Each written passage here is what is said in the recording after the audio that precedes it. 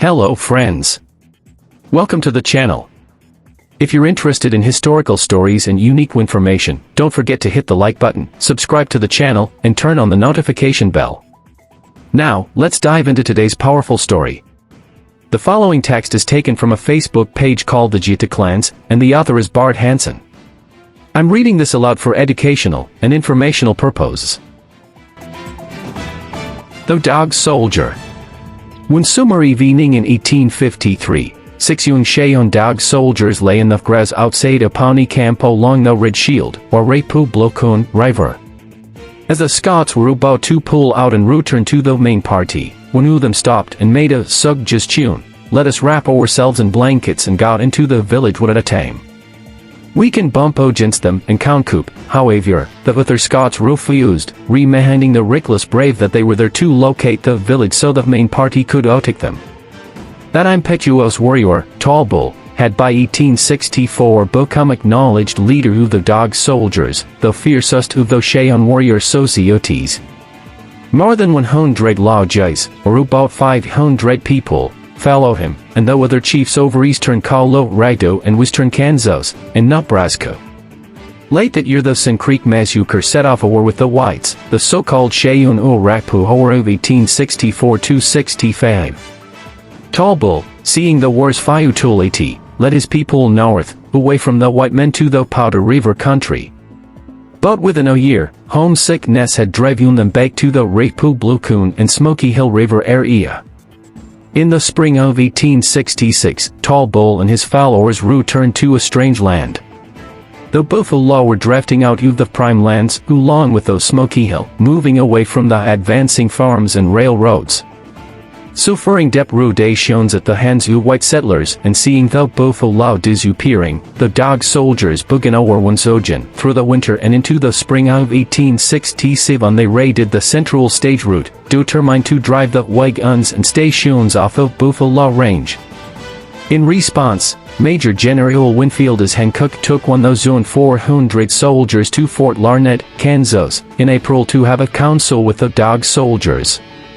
Tall Bull and many other Dog Soldiers responded to that invitation from their agent, Edward Wynkoop. They moved their village of 500 lodges 35 miles southwest of the fort but stopped there and made camp.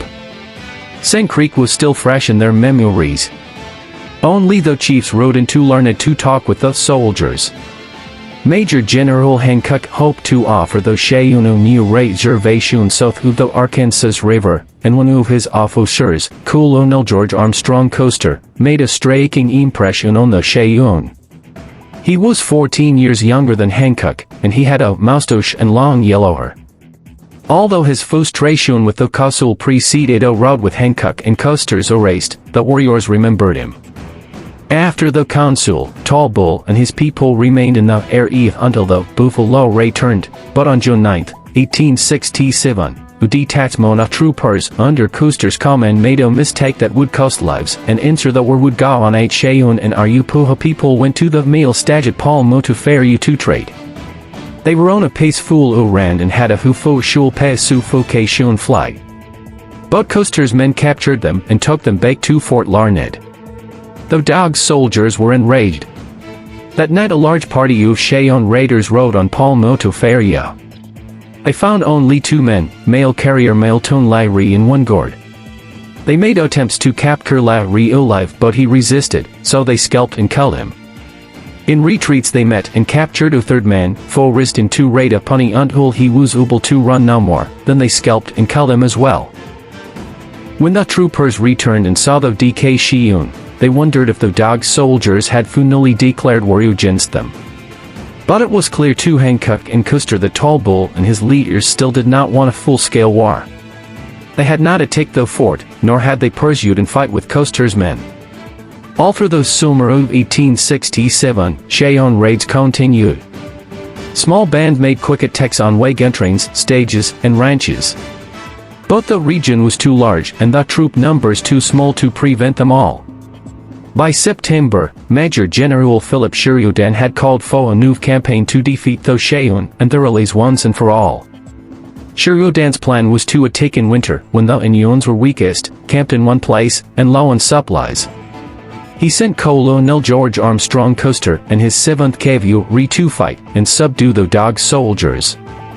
On November 27, 1868, Custer found and attacked Black Kettle's camp on the Washita River. While the Black Kettle was a peacekeeper, he was considered a leader of the Southern Cheyenne.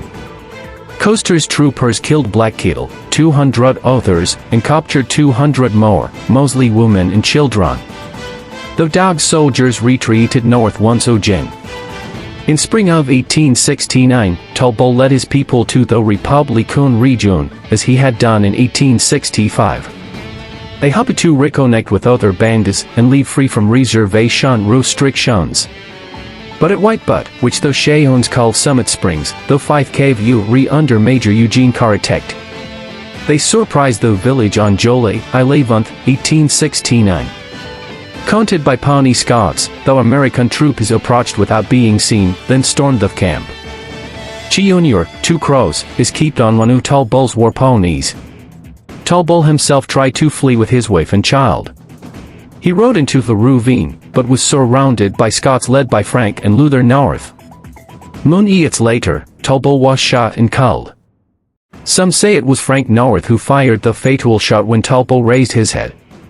Though one of Talbot's wives surrendered with her child, saying he was dead.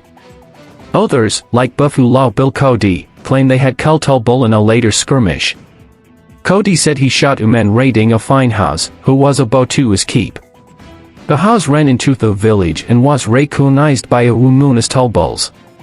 It is likely that Cody shot 2 Crows or another warrior who took the house, not Talbot himself. The stories contradict, but both could be true. By the end of the Battle of Summit Springs, Talbot was dead. Romanos had been dead for a year. Black Kettle was also dead. The leaders of the Southern Cheyennes, and the fiercest of all the warrior societies, were gone. So, too, was the power of those Southern Cheyennes forever. Be cool.